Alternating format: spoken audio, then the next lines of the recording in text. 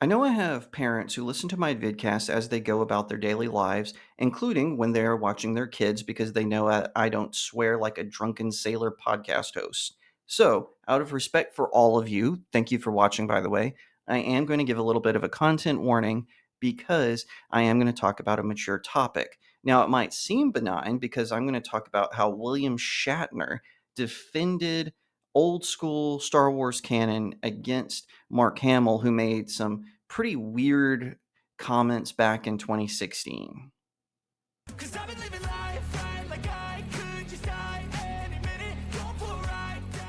Hi everyone, my name is Jacob Berry. Welcome to the StudioJake vidcast where I talk about all things pop culture. Be sure to like, share, and subscribe. And if you're watching on YouTube, ring that little bell so you get notifications when I post a new vidcast, and consider becoming a channel member. So Mark Hamill, he is an insufferable celebrity, one of many. But unlike Mark Ruffalo, who tries to sound empathetic and virtuous when he sounds off about politics in the most idiotic way possible, Hamill comes off as incredibly mean-spirited when he does. Now, I'm able to separate the art from the artist. I have to, because check out everything I'm involved with. Every single franchise you might have seen in my backdrop, they have had someone involved with them that has skeletons in their closet, sometimes literally on their living room floor.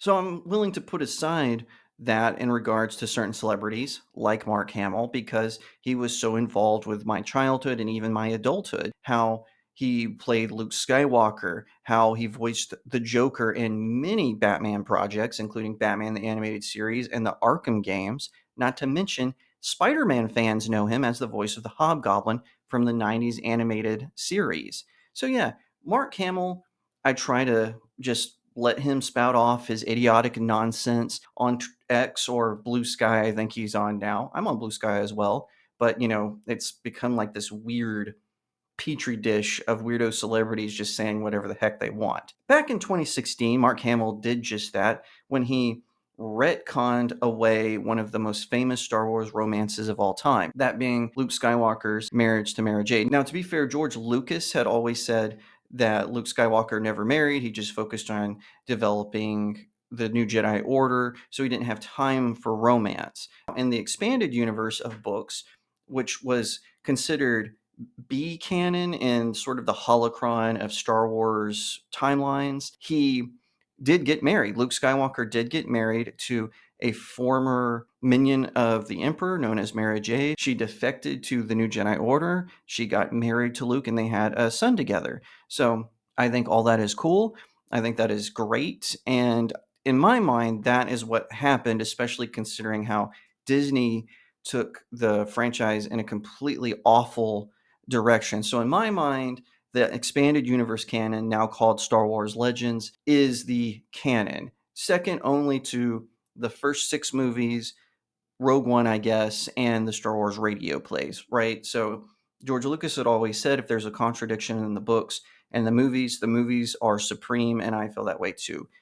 However, Mark Hamill went a different way than George Lucas. As I mentioned, he said Luke Skywalker was gay. And I think that was just awful to say, because even if you agree with George Lucas that Luke never got married, you still have a plethora of Star Wars fans who have read the expanded universe and totally disagree with that take. This was kind of revisited again because of all the wokeness that Disney has been shoving. I've gotten a few people in my comments saying, don't say woke anymore. Well, the other side is still using woke. So if you want to say political correctness or identity politics or DEI, whatever the case may be, it all boils down to being woke. With all this continuing, and it seems like Disney is starting to get rid of some of their DEI programs. I'll believe it when I see it. This was recirculating where Mark Hamill made the declaration that Luke Skywalker was gay. This all leads into this X storm by none other than William Shatner, who of course played Captain Kirk in the original Star Trek series.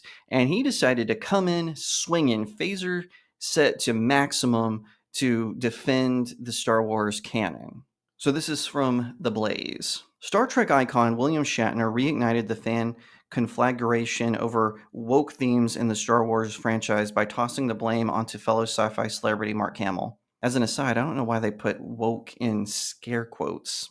Continuing on, some Star Wars fans have excoriated Disney for buying out the franchise and hammering what they consider to be left-wing narratives into the latest movies and shows. Shatner pointed out that Hamill had previously said that his character could be imagined to be gay by some friends. For those Star Wars fans who are trying to tell me Disney ruined everything, I assume you were referring to Mara Jade, Shatner wrote, referring to a character whose background story had been changed retroactively. The character Mara Jade was married to Luke Skywalker in the expanded universe. Again, what is with this scare quotes over expanded universe? But in 2008, Star Wars creator George Lucas said the Skywalker character never got married, erasing Jade from the universe. Shatner noted that Hamill further undermined the heteronormative narrative in 2016. Hamill actually ruined it for you when he revealed Luke was gay. Mara being struck from Star Wars canon was part of her annulment agreement with the Force, he added with a frowning emoji.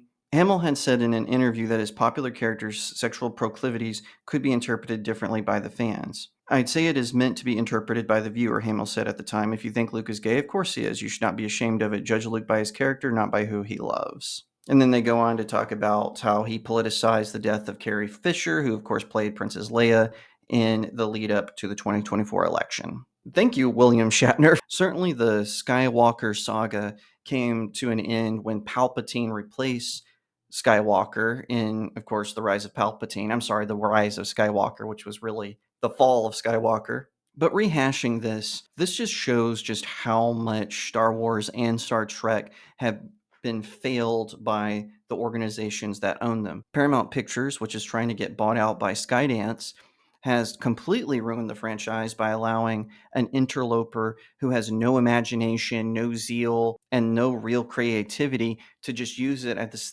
exploitive mess, where they even tried to parody it with Lower Decks, which just showed how much they didn't know about Star Trek with this sort of weird parody that takes place within the Star Trek timeline. And that's all, not including Star Wars, which I'll be honest, when I heard Disney was buying Lucasfilm, I was really excited. At the time, I thought, hey, this is such a good move by George Lucas. Disney is going to recreate the franchise. They're going to do an amazing job. They're going to bring it back. I hope they adapt the Thrawn trilogy, where we can see Luke and Leia and Han take on this evil general. And I knew that they were older at the time, so there were rumors that they were going to recast the characters, and that would have been fine. I would have been gone, oh, that's a little disappointing. Or they could have done a time jump, made the Thrawn trilogy deeper into the future, so it's a little bit more of a threat because they had established a new republic, and then now he's coming back because he sees it as weak or whatever.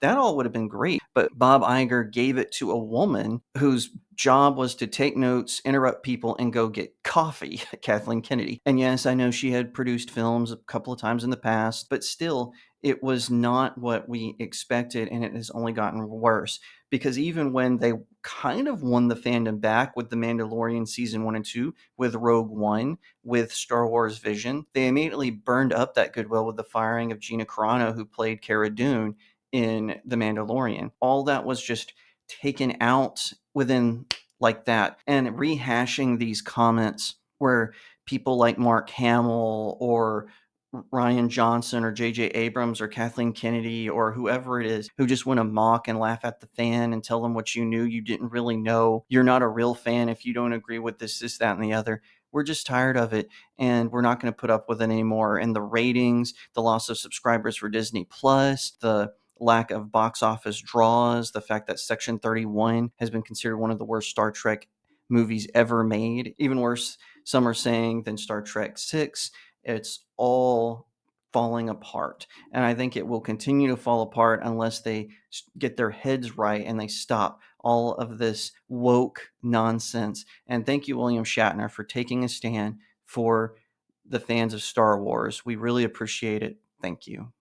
If you like that video, be sure to give it a like, share it out to all your friends, leave me a comment, tell me what you think, and subscribe. If you're watching on YouTube, ring that little bell to get notifications when I post a new vidcast, and consider becoming a channel member.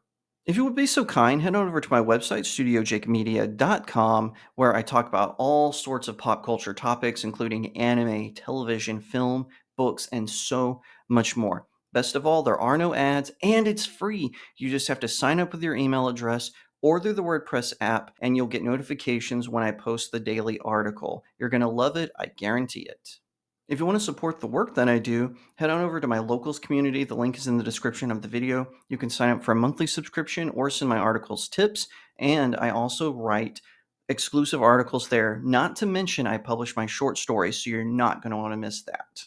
Speaking of stories, I have 4 published novels. I have Cacophony, A Tale of Faith and Fear. It is a supernatural thriller about angels and demons battling over the souls of a small Texas town. If you're into the paranormal or the angelic or the demonic, this is the book for you. You're not going to want to miss it. If you're more into sword and sorcery, check out the Seven Royals series. I've got book 1, which is All Good Things, book 2, which is Breaking the Stars. You are going to want to check these out. It follows your favorite fairy tale characters as they battle a dark army to protect their homeland. Book 3 is coming soon, and you're going to hear an announcement about that. And I won't George R.R. Martin this. Last but certainly not least is my newest novella, Blessed Child. It follows an elf princess who discovers she is pregnant with a human baby.